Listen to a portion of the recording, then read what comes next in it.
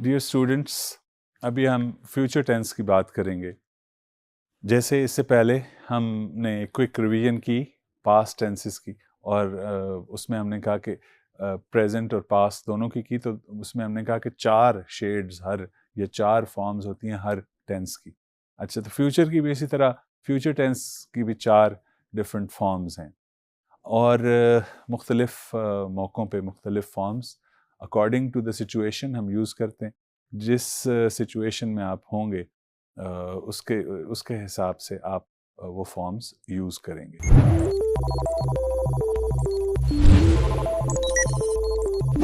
जो सबसे पहली है, जिस तरह सिंपल फॉर्म जिसको कहते हैं, तो फ्यूचर सिंपल या सिंपल फ्यूचर जो है उसके अंदर विल और शल में से कोई एक ऑक्सिलरी, जिसे हेल्पिंग वर्ब भी हम कहते हैं, वो यूज करते हैं, और फिर base form of the verb, first form of the verb without any S और एस। तो विल गो, शल गो। अब विल और शल जो है, ये विल हम प्लूरल के लिए यूज करते हैं और सिंगुलर के लिए भी यूज कर सकते हैं, हर किसी के लिए यूज कर सकते हैं।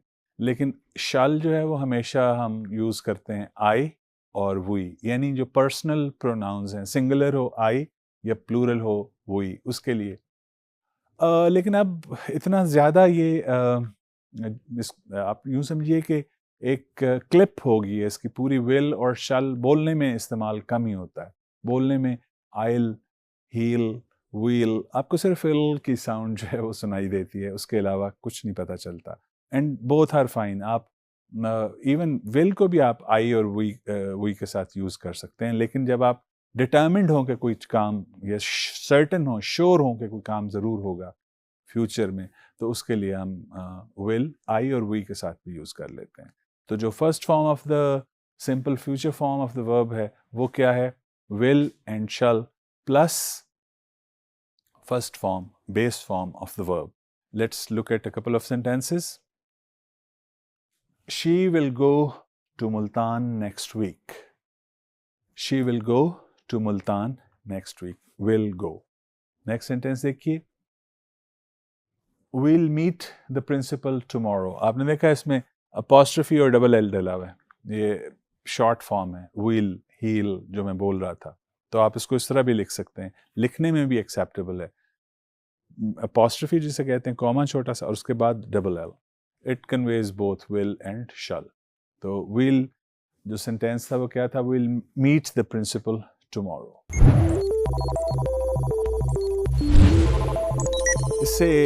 इसके बाद हम बात करेंगे प्रेजेंट फ्यूचर कॉन्टिन्यूअस की। मुस्तकबिल में, आने वाले वक्त में हम ये बताना चाहें कि कोई काम हो रहा होगा, फलां वक्त ये कर रहा होगा, कोई मुस्तकबिल में काम जारी होगा, तो उसके लिए हम फ्यूचर कॉन्टिन्यूस टेंस यूज करते हैं।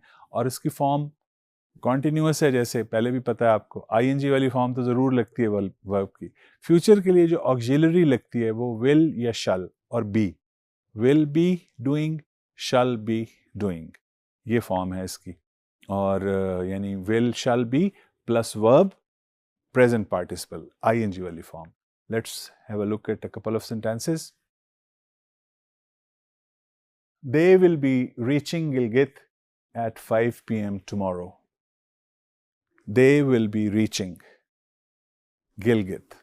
Will be reaching Gilgit at 5 p.m. tomorrow. कल 5 बजे वो गिलगित पहुंच रहे होंगे। ठीक है, ये फ्यूचर कॉन्टिन्यूस में हम जो बात करना चाहें कि क्या हो रहा होगा किसी एक वक्त के ऊपर। फिर परफेक्ट फॉर्म फ्यूचर की भी है, जिसे हम फ्यूचर परफेक्ट कहते हैं, और इसमें हैज़ और हैव जैसे प्रेजेंट में लगता है, इसमें भी लगता है। हैज़ नहीं लगता, सिर्फ हैव लगता है, और विल और शल के बाद लगता है। विल हैव, शल हैव, और विल हैव, शल हैव के बाद third form of the verb ही लगती है। जैसे हैज, हैव और हैड के बाद भी third form of the verb है। परफेक्ट के अंदर थर्ड फॉर्म ही होती है, चाहे वो प्रेजेंट हो, चाहे वो पास्ट हो, चाहे वो फ्यूचर हो, सिर्फ ऑक्सिलरी चेंज होती है।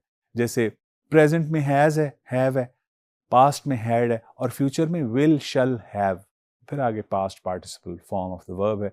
इसकी एग्जांपल देख लेते हैं हम। they will have reached the station before the train comes. They will have reached the station before the train comes. उन ट्रेन के आने से पहले वो स्टेशन पे पहुंच चुके होंगे.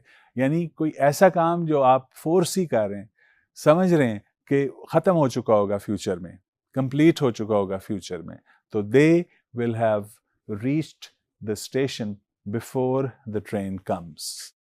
All right?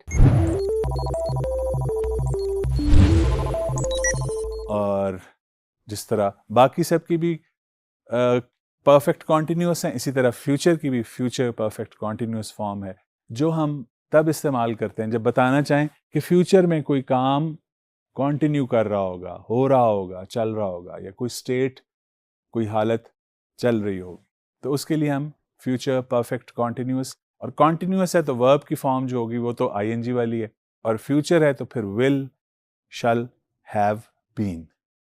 विल या शल और फिर आगे have been. Will shall have been doing. Alright, ये फॉर्म होगी will shall have been doing. Shall have been doing, will have been doing.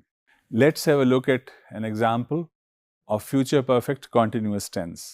जैसे कि मैं आपको बता चुका हूं कि फ्यूचर में कोई ऐसा काम जो हो रहा होगा उसके लिए हम यूज करते हैं. तो देखिए example, I shall have been studying in this university for 5 years in 2025. 2025 में 2025 में मैं इस यूनिवर्सिटी में 5 साल से पढ़ रहा हूँगा, ये बताना चाह रहे हैं. तो I shall have been studying in this university for 5 years in 2025. तो इसमें भी आपने देखा फॉर इस्तेमाल हुआ है. तो जैसे परफेक्ट बाकी सब में इस्तेमाल होता है, प्रेजेंट क्या और पास्ट क्या, इसी तरह फ्यूचर में भी परफेक्ट और परफेक्ट कॉन्टिन्यूस, फ्यूचर परफेक्ट और फ्यूचर परफेक्ट कॉन्टिन्यूस के अंदर भी हम यूज़ कर सकते हैं या हमें यूज़ करना होता है. अभी जो हमने लास्ट एग्जाम्पल देखी, इसमें आपने देखा फॉर को यूज़ किया गया है. I shall have been studying in this university for 5 years. ये सेंस और फॉर हर परफेक्ट टेंस और परफेक्ट कॉन्टिन्यूस टेंस में इस्तेमाल होता है, चाहे वो प्रेजेंट हो, चाहे वो पास्ट हो, चाहे वो फ्यूचर हो. तो आपने देखा फ्यूचर में भी इस्तेमाल हुआ है. अच्छा, और नेगेटिव अगर बनाना हो तो नेगेटिव बनाने के लिए हम नॉट का इजाफा कर देते हैं, जैसे बाकी टेंसेज में किया है. इस तरह विल डू क्या हो जाएगा, सिंपल फ्यूचर टेंस में विल डू जो है वो क्या हो जाएगा, विल नॉट डू. ठीक है. और कॉन्टिन्यूस है, विल बी डूइंग कैसे हो जाएगा, विल नॉट बी डूइंग. और विल हैव डन कैसे हो जाएगा, विल नॉट हैव डन. और इसी तरह विल हैव बीन डूइंग किस में हो जाएगा, will not have been doing. तो कुछ और सेंटेंसेस हैं, उनकी तरफ देखते हैं हम, और देखिए किस तरह, बल्कि पहचानिए आप कि कौन सा टेंस है, चारों में से कौन सा टेंस है, ये आपने बताना है. सेंटेंस में यूज हुए हैं verb as a proper verb, correct verb, आपने पहचान करना है, उनको पहचानना है कि कौन सा वर्ब है. सबसे पहली एग्जांपल देखिए, I will not give a speech in the programme. I will not give a speech in the programme. Will not give, simple future, you are right, और नेगेटिव सेंटेंस. अगली एग्जांपल देखिए, Tariq will be going to the university. Will be going to the university. ING वाली form, will shall लगा हुआ है साथ, तो जाहिर है फ्यूचर कॉन्टिन्यूस फॉर्म.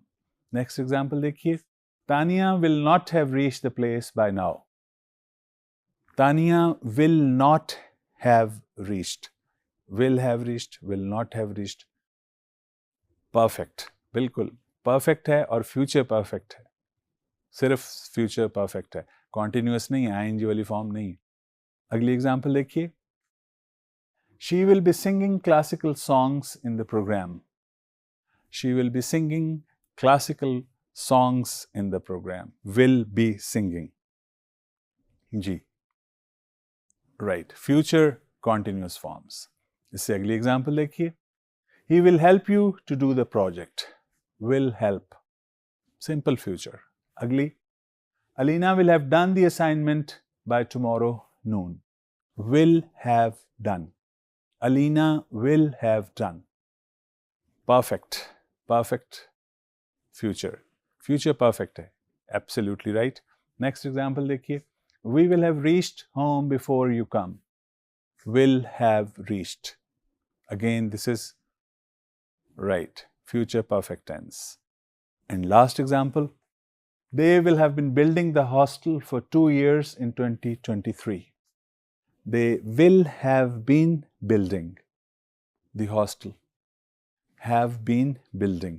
Continuous है और will have है, तो इसलिए future perfect continuous tense. Dear students, ये एक overview और एक complete forms जितनी की जितनी हैं फ्यूचर की चारों वो आपके सामने एग्जाम्पल्स के साथ समझाई गई। आपको उम्मीद है आपने नोट डाउन भी किया होगा और आपको समझ भी आ चुकी होगी।